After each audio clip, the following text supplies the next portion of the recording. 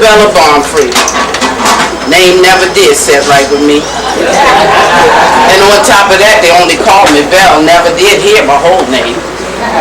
And over the years, I had so many masters all naming me after themselves. The last name never mattered none anyway. But you all knows me as Sojourner Truth.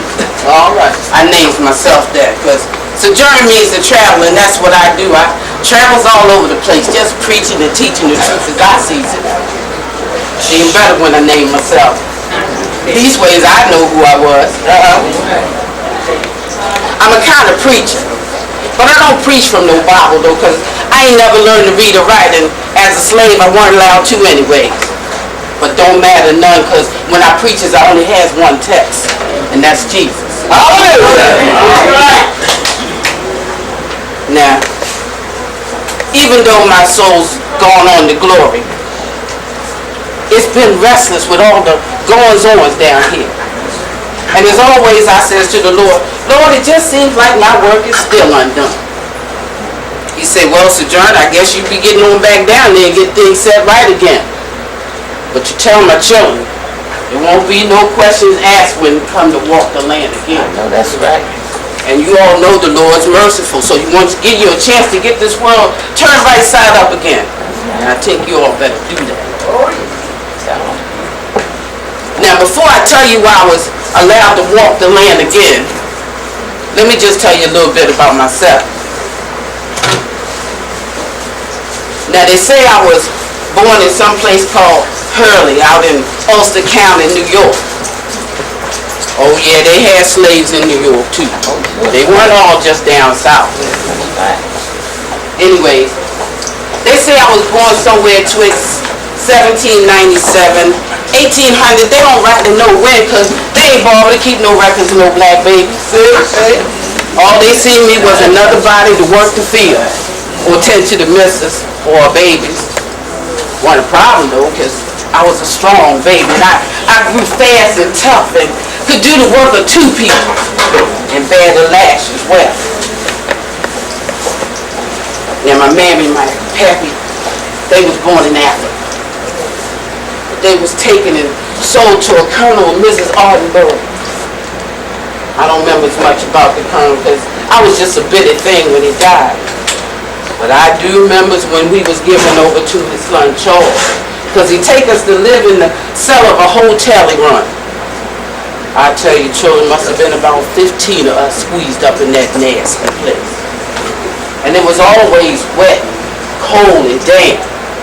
And all he gave us was some wooden boards to sleep on and blankets that barely even covered our bodies. Smell something awful. Hard to be feeling clean even after you get washed. And couldn't even tell if it be daylight unless you was outside. And in the winters, children, it'd be so cold we pretty much had to huddle up together just to keep warm around that teeny stove you give us. But if you think the winters was bad, the summers be just downright stifling. Couldn't even tell if you'd be breathing or not.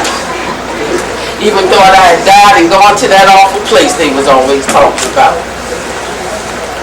But short of living in that nasty place, Master Charles was a fairly good master in that he didn't beat any of us or sell any of our babies. I remember when I was just a bitty thing, I'd go outside and I see my mammy sitting out looking up at the stars and crying and moaning. And I said, well, what you be moaning so for, man? She say, it be much to moan for, Belle. Because even though I look up at them stars, I know my babies don't know where I be. And I can't tell where they be. Seemed like Mammy was always crying in them days. Eyes empty and hopeless. I just seen her lost his passion for life. Eyes that had once seen freedom. But Mammy always believed in the Lord though. Because she said that somebody named God would come along and take away the pain that she was feeling in them days. Well, I was young and I didn't mind much about the Lord in them days. But I remember one night my mammy pulled me up close to her. She said, Belle, when you growed up, maybe even before you grown, you may have hard times come over you and be taken away from your family. But don't you fret none, because the Lord will see you through. Like I say, I was young and I looks up at her, I say, well, who's God anyways, Mammy? She smiled down at me, she said, my child, look up at them stars. He made all of them. Well, I didn't mind much about the Lord, so. But until me and my little brother was taken and sold to Master and Mrs. Neely. This was after Master Charles had died.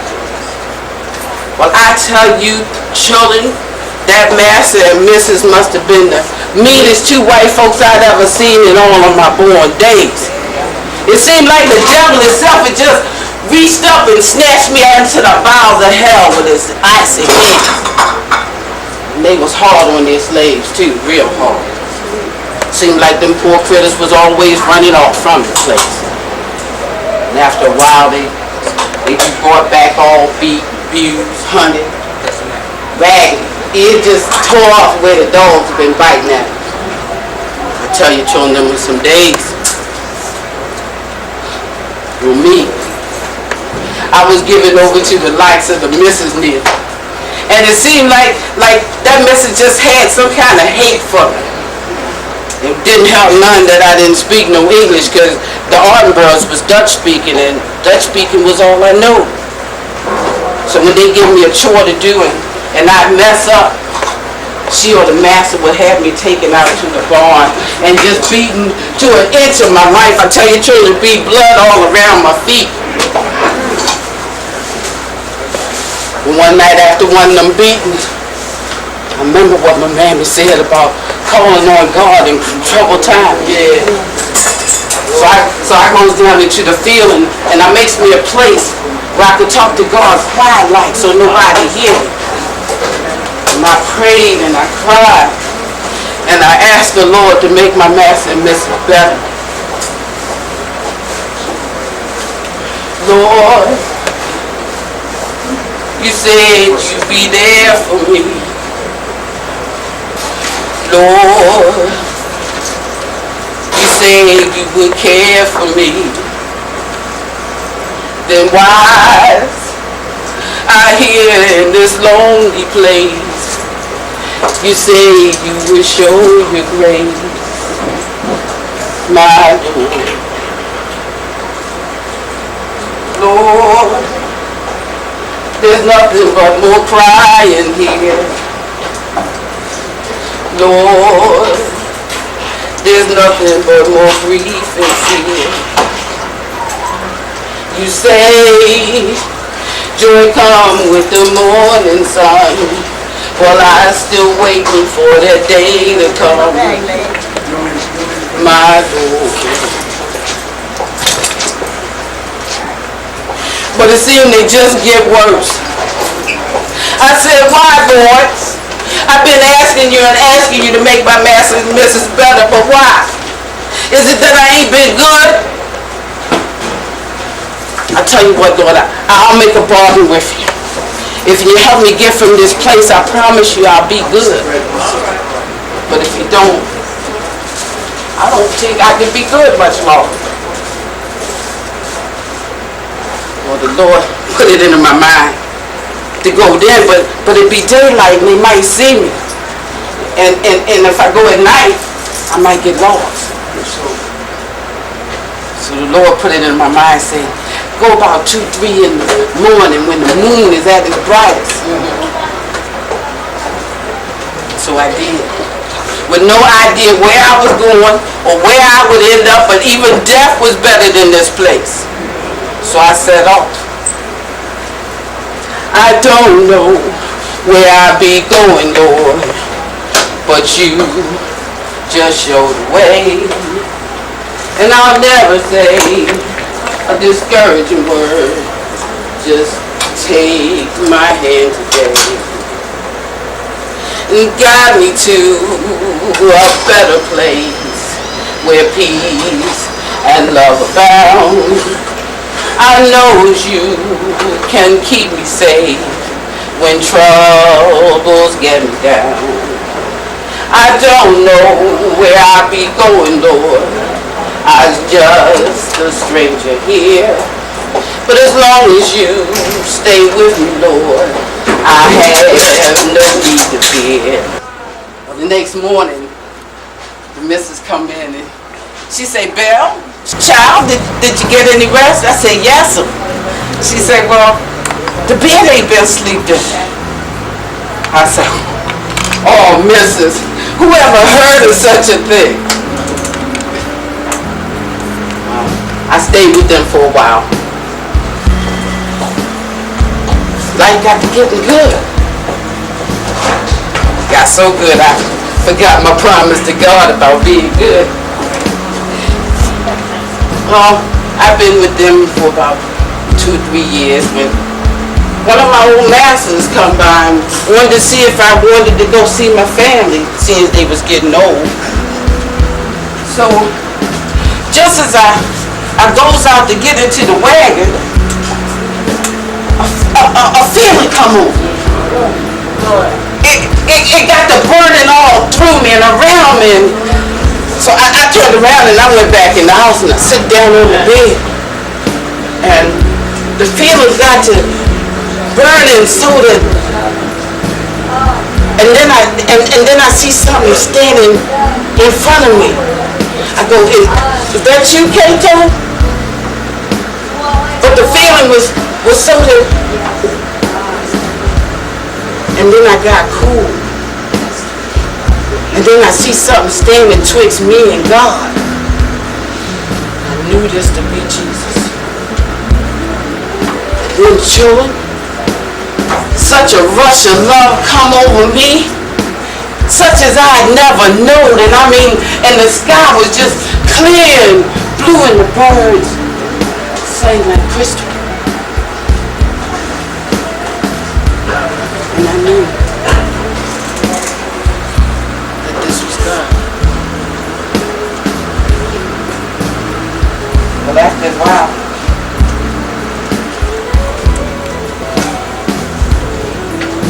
I sat down and I got to be.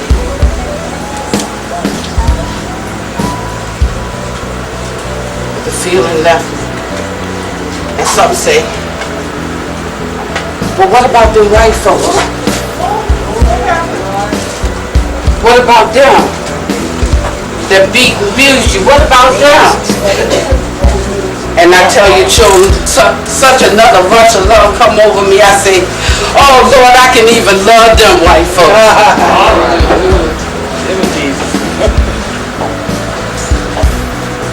Well, after a time, got to missing my whole family, so I guess this was around 1827 when the slaves was freed. So I thought I'd go up to the old missus' house and get my boy Peter back and my little girl. But when I get there, they tell me that the missus had taken my boy and given it to her daughter who had moved south and got married. Well, when I hear this, I goes up to the old missus. I said, oh, missus, how could you do that? How could you take away my boy? He was free. She looked at me, she said, what you fretting about that for? You got more of them little nappy head things and you know what to do with that. Well, children, when I hear her talk to me like that, I stand up tall. I said, oh, missus, that's all right. Because I'll get my boy back, you'll see. She said, how you gonna do it? You ain't got no money. I said, no, missus. I ain't got no money. God did. So after a while, I talked to a few people. and it tells me that I need to talk to the grand jury. So I go to town and I wait outside the court where they hold the grand jury, and I wait all day. And then they started coming out, and I walked up to the grandest jury I see. And I tells him my story. And children, I tell you, he was full with questions. And then he say, well, if you can get $10, I'll get your boy back. But children, I didn't work. It would take me forever to get that kind of money. So he says, points to a house down yonder. And he said, you go down there and you tell them your story, and I guarantee you they'll give you the money. So as I did, believing in my heart that Lord would take me to the right place. Well, children, after I tell them my story, they gives me $20. I back up to that old grand jury, and I give him the whole 20, because I know that if I give him 10, he say he get my boy back, 20 would get him back for sure. Well, it took some time, because the missus and her master had beaten my boy so bad, he was telling people that I wasn't even his man. But I do give him back. When I get him home and takes off his clothes, I see the hard lumps and scars on his back where that master and missus had been beating my boy. And I asked the Lord to render her a trouble deep, not realizing that I was talking to the Lord. Well, after a time, I decided to go visit the old missus.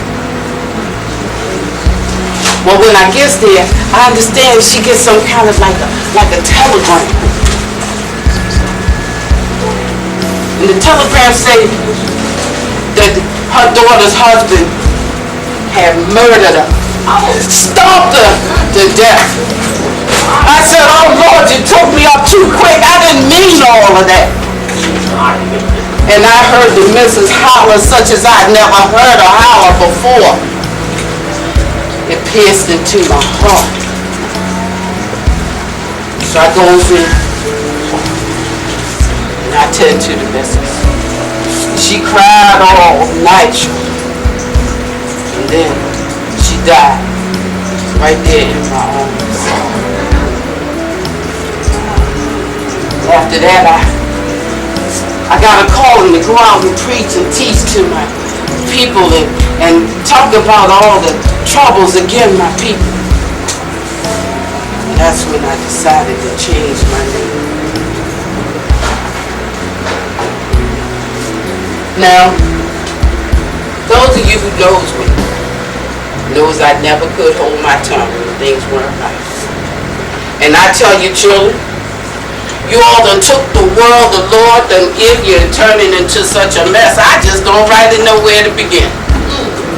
But I tell you, do begin with the Lord first, children. You got to make him first in your life, and I promise you, things do get better. That's the truth. Now, when I was down here before, I wasn't allowed to learn to read or write, but in glory, the spirit is free. And I learned all those things that I was supposed to tell you when I come back. Well, first of all, children, the Lord done give you more gifts and treasures than you could ever find in a hole in the ground, children. More than you can even ever hope for. And the first gift is the ability to think for yourself. And I consider that a blessing. Just imagine, children, you can think for yourself. And then within each and every one of us is the ability to love and show compassion for another life, no matter what that life might be. That's why we's called human. Not H-U-E as in the color of our skin, but H-E-W. The Lord gives you the ability to shape and mold and create like he said. That's what he did when he commenced to making us. And then he put those things in him into us. And then the Lord sit back and see what you would do with them. But he sees that after a time, you didn't know what to do. So he sent messengers, me being one of them. And it seemed like you all still don't be listening. So the Lord said, well, he come himself through his son Jesus. Amen. Jesus, who was made from God and a woman, and man still think he got something to do with it. And then Jesus see that the devil making all kinds of troubles for you children, and he tried to show you. But you all seem to be just following the devil like he the Pied Piper.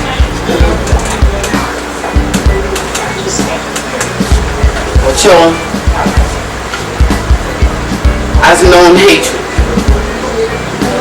And I tell you, it's not one of my favorite feelings. In fact, I view hatred like a cancer.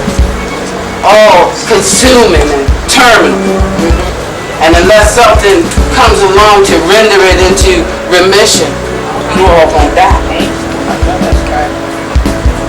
But the hate that fell on America, that fateful day, children, stabbed me in the heart. It was a glorious day too that day. It was so beautiful and the sky was clear. And I said, Lord, who down there so filled with hate that they could even conceive of such a fiendish act with no remorse or compassion before the deed? Well, children, they call this a holy war. Well, there's certainly nothing holy about this thing.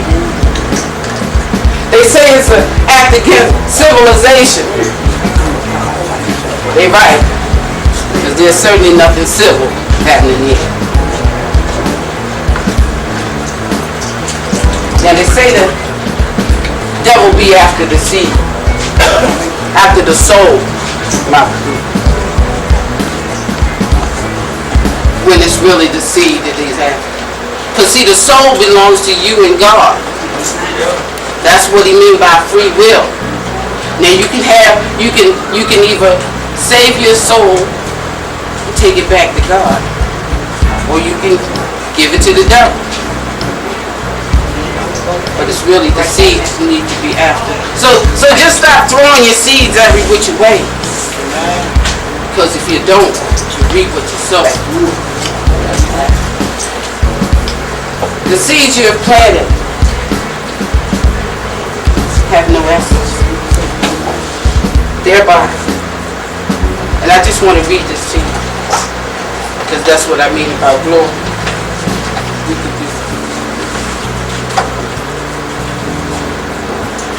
You reap what you sow. The seeds you planted have no roots, thereby having no essence, and the inability to grow and flourish. Reap what you sow. The seeds in your mind have no substance, leaving you without a soul and the inability to show compassion. You reap what you sow. The seeds in your heart have no meaning, leaving you without a spirit and the inability to show love unconditionally. You reap what you sow. Now, like I say, the devil be wanting your seed. And it seems like you all just be giving it to him. Call him Generation X. Now, what's that about? I thought X was the solution to a problem and not the problem itself. You all expect the children to do what you tell them when you don't do it yourself. So what I do here is I talk to the children directly. And some of you can take it back home. Hey, my children, I know it's true because some boy came and told on you.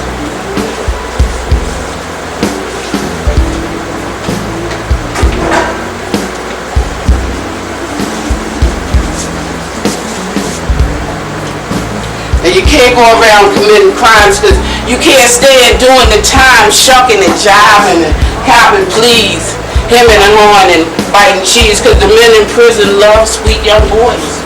and they'll work them and whip them and treat them like toys, and you can be sure that they'll get to yours. It used to be fun being a kid, but now you grab a gun and put in a bid for yours and a jacket or chain or shoes, and then you get stupid and leave around clues. Put one hand around his shoulder, and with the other you got a little bold and pointed out your best friend's features, and then you became another creature. You said you loved him and called him yo, and you laughed in his face and cut his throat. Then you ran to hide in some place just like Cain, who fell from grace with a mark on you for the rest of your life. You never know nothing but strife.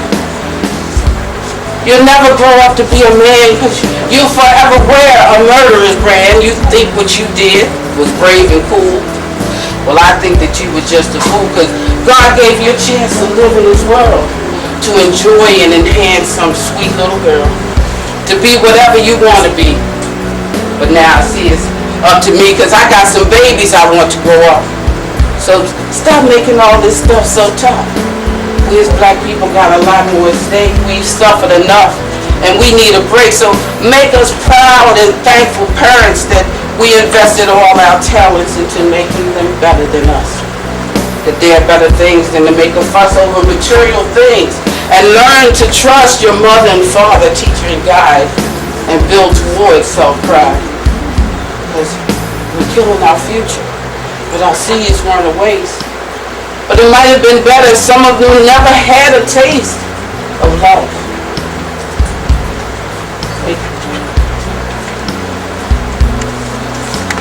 I'm going to share this a little bit with you, because I ain't blaming the children for what they is. Children like a sponge, they soak up whatever you teach them. But y'all's too quick to tell them what they ain't instead of what they is. Say they scared of their own babies, allow society to raise them up. I didn't get to raise most of my children, because they belong to the master. But these is your babies. Don't give them to the master. Let them know that they're our gifts, our promise of the future.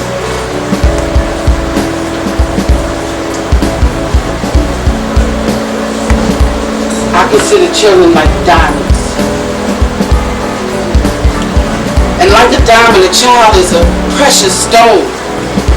And when born is in the discovery of a newly found diamond, honed by our hands from the depths of the earth. Each one is different and more unique as the next.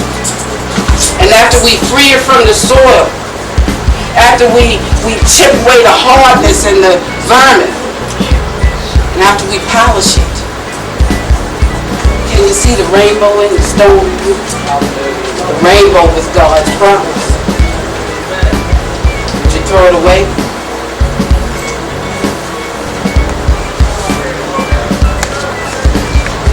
Well, even though I'm just a woman, I'll be here to get things set right again. That's me and God. But we got to make him first in our life. And then we got to be loving ourselves. We need to take pride in who he is. And learn more about who we are. Because we come from kings and princes. We are a mighty people, and we've endured much, and there be much to go. But we will be what we was meant to be. Well, I believe you all for listening to me.